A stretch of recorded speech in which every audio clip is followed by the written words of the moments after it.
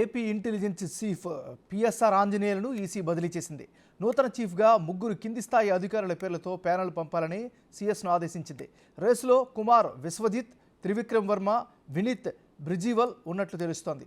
ముగ్గురి పేర్లు సీఎస్ జవహర్ రెడ్డి ఈసీకి పంపించనున్నట్లు సమాచారం. 2019లోనూ అప్పటి ఇంటెలిజెన్స్ చీఫ్పై వేటు పడింది. అప్పుడు కింది స్థాయి అధికారిని ఇన్ఛార్జిగా నియమించారు. ఇప్పుడు కూడా ఇన్ఛార్జిగా నియమిస్తారా, కొత్త వారికి పూర్తి స్థాయి బాధ్యతలు అప్పగిస్తారా? 1-2 రోజుల్లో క్లారిటీ వస్తుంది.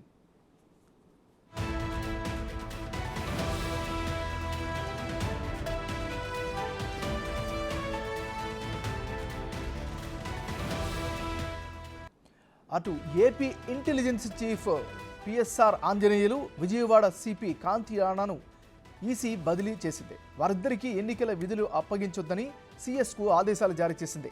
ఎన్నికల షెడ్యూల్ వచ్చాక కూడా వైసీపీకి అనుకూలంగా పనిచేస్తున్నారు అని ప్రతిపక్షాలు ఇచ్చిన ఫిర్యాదులపై విచారణ జరిపిన ఈసీ వారిపై చర్యలు తీసుకుంది. వారి తర్వాతి స్థానాల్లో ఉన్న అధికారులకు బాధ్యతలు అప్పగించి వెంటనే రిలీవ్ కావాలని ఆదేశించింది. వారి స్థానాల్లో ఒక్కో పోస్టుకు 3 పేర్లతో మధ్యాహ్నం 3 గంటల్లోగా ప్యానెల్ పంపించాలని సీఎస్ జవహర్ రెడ్డికి ఆదేశాలను జారీ చేసింది.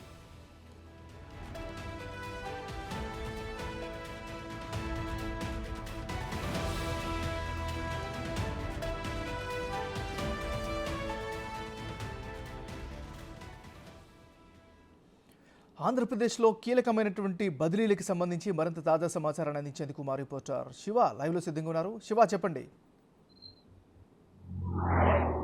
నాగరాజు, మొత్తంలో చూసుకుంటే ఆంధ్రప్రదేశ్లో అధికార పార్టీకి షాకుల మీద షాకులు తగ్గుతాయి.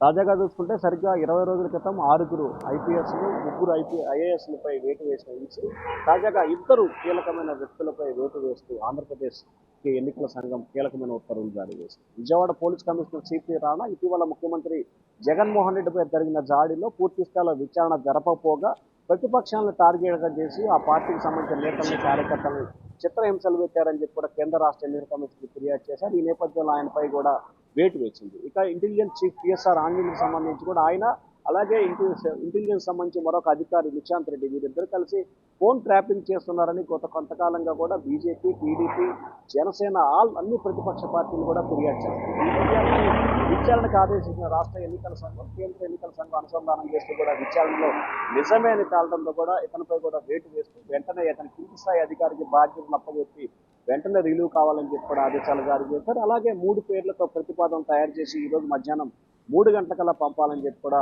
కేంద్ర ఎన్నికల సంఘం ఆదేశాలు జారీ చేసింది. దీంట్లో విశ్వజిత్కు సంబంధించి, అలాగే బ్రిజాల్, అలాగే త్రివిక్రమ్ వర్మ, ఈ 3కి సంబంధించి కూడా ఒకరిని ఇంటెలిజెన్స్ చీఫ్గా నియమించే అవకాశాలు అయితే కనిపిస్తున్నాయి. 2019లో కూడా ఇంటెలిజెన్స్ చీఫ్ అప్పుడున్న ఏబీ వెంకటేశ్వరరావు వేటు పడింది. కానీ అప్పుడు కొత్తగా ఎవరిని కూడా నియమించలేదు. కేవలం అతని కింద ఉన్న అధికారి, ఎస్పీ స్థాయి అధికారిని మాత్రమే ఇన్ఛార్జిగా నియమించి ఆ నెల రోజులు కార్యక్రమాన్ని నిర్వహించిన పరిస్థితి కనిపించింది. సో ఈ నేపథ్యంలో కేంద్ర రాష్ట్ర ఎన్నికల సంఘం ఈ రోజు కూడా ఇంటెలిజెన్స్ చీఫ్గా వేరొకరిని నియమిస్తారా, లేకపోతే కింద ఉన్న అధికారిని ఇన్ఛార్జిగా కొనసాగిస్తారన్న ఉత్కంఠ అయితే ఒకవైపు కొనసాగుతూ ఉంది.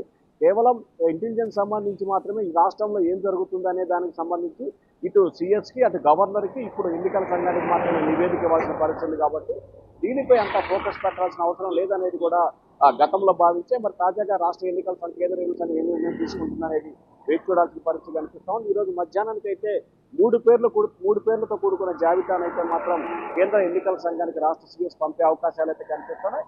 ఫోన్ ట్యాపింగ్తో పాటు విజయవాడలో ముఖ్యమంత్రి పెద్ద రాళ్లదాడి విషయంలో ప్రతిపక్షాలు వేధిస్తున్నారే దానికి ప్రధానంగా ఈ 2 కారణాలతోటే ఇతనిపై కూడా పిఎస్ఆర్ ఆంజనేయులపై కూడా వేటు పడింది. Nagaraju. Right, thank you Shiva.